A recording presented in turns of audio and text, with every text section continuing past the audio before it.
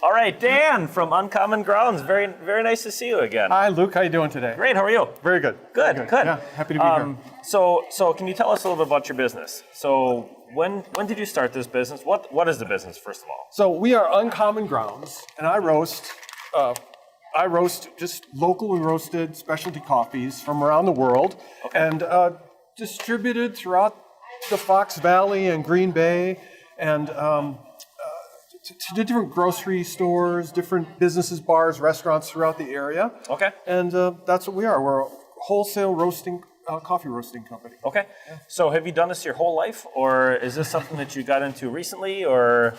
Well, not my whole life, but it is kind of a journey. It's been kind of a journey. I was in Northern California in the early 90s, and I noticed, I actually worked kitty corner from a cafe that was roasting coffee. And I thought to myself, can you really do this? Is this really a business? And I went there for coffee every day. Was it called Starbucks? It was called Mill Valley Coffee Roasting. It's still, I think it's still there as a coffee roaster. Okay. Anyway, so I was, it just caught my interest. I read a book, and it just started that journey of how do I do this? How do I learn about it? Sure. And it took me a while, but we opened here in Appleton in 2013, roasting coffee. Okay. And we're located on 938 Southwestland Drive here in Appleton, which is just off Spencer Street along the highway. Okay, sure. But it's, as I say, it's been kind of a journey. I've been around for 10 years now, and every day I'm out trying to, peddle my beans, and then back in the shop selling coffee over the counter, just as wholesale and ground coffees. Okay. We used to have a cafe at the Westland Drive location, but we've closed that in the last couple of years. Sure. Just wasn't busy enough out in that neighborhood for Okay. a cafe, but it's perfect for our coffee roasting operation. Okay. Yeah. So how do you source your beans? I mean, I'm assuming that you read a book and you understand where the best beans are that you can get. Sure. and what their story is behind there. I don't know if it's a regional thing or what exactly it is for how you source your beans or how you pick which beans to. Sure. So I work with a coffee importer from Minneapolis. They have relationships with growers all over the world, from Central America to South America to Southeast Asia or Africa. So they have people that travel to the coffee lands, meet these growers, buy the coffee that is grown seasonally, ship it back in shipping containers on boats, on ships across the ocean, and they wind up in Minneapolis. And they have such a variety. I pretty much stay with them, but there are a number of coffee importers throughout the U.S. Okay. So coffee is grown in a coffee belt around the world, around the equator. Within 15 degrees on each side of the equator is the perfect zone for coffee. Really? Okay. And at high elevations. And this is where they look and work with the farmers who are growing around the world. We sell only specialty grade coffees. There are different grades. These are Arabica style coffees, which are the highest grade of specialty coffee, versus a Robusta style, which can be a commercial grade, a little sharper, a little harsher on the palate. Okay. But our coffees are all specialty grade coffees, roasted really what I think is to bring out the very best of what they offer.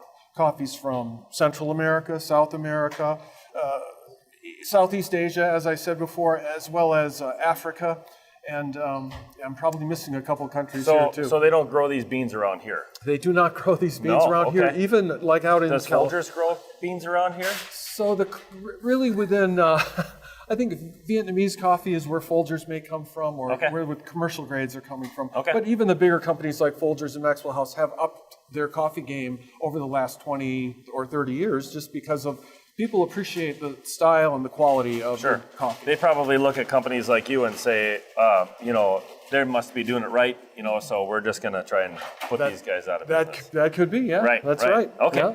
All right. So it was started by you. Yeah. And 10 years ago. We opened 10 years ago. Okay. Yeah. It was always in Appleton here? Yeah, it's always been in the same location out there on Westland. Okay. Yeah. Awesome. So you say that, so you sell it right here at Jacob's. Yeah. And where else do you sell? So we have a good variety, in fact, a full variety here at Jacobson. We sell out here every 3 weeks. So for sure, guaranteed, you have freshly roasted coffee coming in and being stocked on the shelves here. We also sell out of festival foods on the coffee aisle. Okay. We're in a dozen of the festival foods from Swamico down to Oshkosh, 2 Woodman stores, as well as a number of other small businesses, cafes, restaurants throughout the area. Okay. So they carry us. I think we're familiar. If you're a coffee lover, you're familiar with Uncommon Grounds logo on the coffee aisle all around the area. Sure, sure.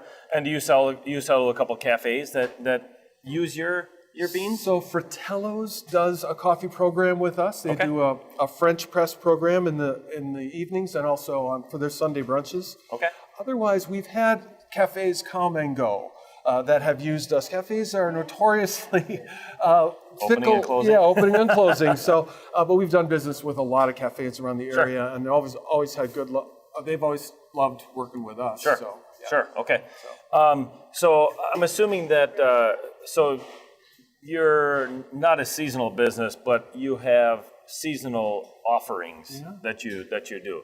So we were talking before you got on here. So you buy eight different beans. Is that correct? A variety of 8 or more beans and around then the world. And then you mix them to make how many different mixes, or what do you call them? So, varieties or roasts, or blends. Okay. Blends, yeah, that's it. So we do carry about 8 different varieties of coffee, and they are roasted as single origin coffees and packaged that way. And then I take them and I'll blend them to a Mocha Java style or a North Star style.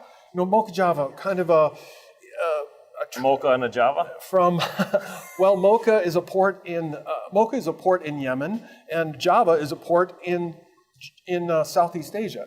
And so it got this name because of the trade route from Africa, Yemen, down across the Indian Ocean to the port of Java in Southeast Asia. So that's where the name came from, a Mocha Java style of blend, which is an African and a Southeast Asian coffee. That's really interesting. We have a North Star coffee, which is a Scandinavian style. Very high quality coffee for that. Scandinavians are very well known to have drink a lot of coffee and be very discerning in their coffee styles. Okay. Coffee is that where you roast and then you put the spoon in there and then it stands up? You could do it that way. Yeah. Okay. I've seen it that way. Yes. You've seen it that way? Actually not. Okay. No, I don't think so.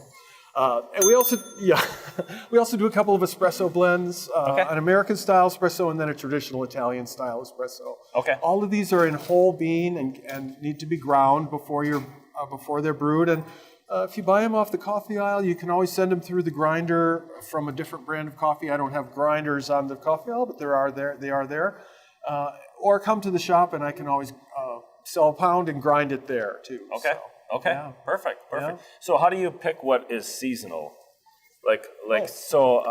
During Christmas, the Christmas time or whatever, you have a Festivus. Yes, Festivus. Yeah, for the rest of us. Yes, It's a Festivus blend for the rest of us. Okay. And again, that's a little bit. It's a quality, darker, kind of a Christmas blend. I also do Christmas Island, which is an island, a true place out in the South Pacific. Okay. And I do rotate those in. So I'll take off one variety off the shelf during the Christmas season, starting around October 1st, and then replace it with a Festivus or a Christmas Island, and then rotate it out in January after the seasons are over. Okay.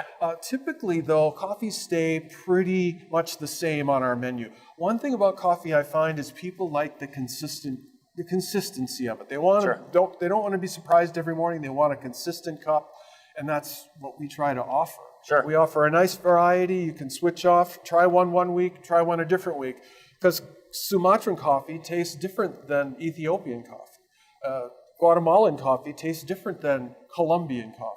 Brazil is different than Mexican, for instance. Okay. So try one week, try one the next week, and maybe compare them. Okay. Yeah. So the beans taste different whether they're from a different region or a different than a different region. Different parts of the world Okay. impart different characteristics to the Sure. coffee grown there. Okay.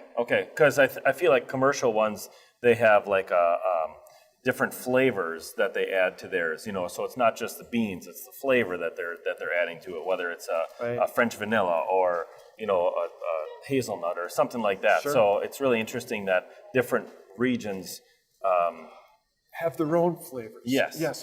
I don't put flavors like cinnamon or vanilla or spices into our coffees just because I try to stay at the higher end of these coffee, specialty coffees, and the distinctions are so subtle. Adding a cinnamon or adding a vanilla would just mask the true flavor of what these coffees offer. Sure, and people can always add it themselves if they like this flavor or that flavor. Exactly. Because they might not buy it if they have that flavor in there. That's right. Exactly. Yeah. Okay. Yep. Do you like apples? I love apples. Yes. You love it. Sure. Okay. Yeah. Okay. Perfect. Yeah. All right. I eat one every day. You do? Okay. What kind? I think I like the Fijis. the best. Fijis, Yeah. okay. Yeah, yeah. Or the Honey Crisps, of course. Okay. Yeah. Yep. Do you go and pick them when they're in season I don't around go here? pick them. No. No? Okay. But they're always fresh in the In the grocery produce aisle? store. Okay. Yeah, Perfect. that's right. Perfect. Yeah. All right. Anything else we missed? Anything else you'd like to add? Just one more thing. Yes. Yeah, okay, there we go. All right, Dan, thank you very much for Thank coming you, Luke. by. I really appreciate it. And I'm sure our customers really like learning more about Uncommon Grounds. I appreciate it. Thanks, Luke. All right.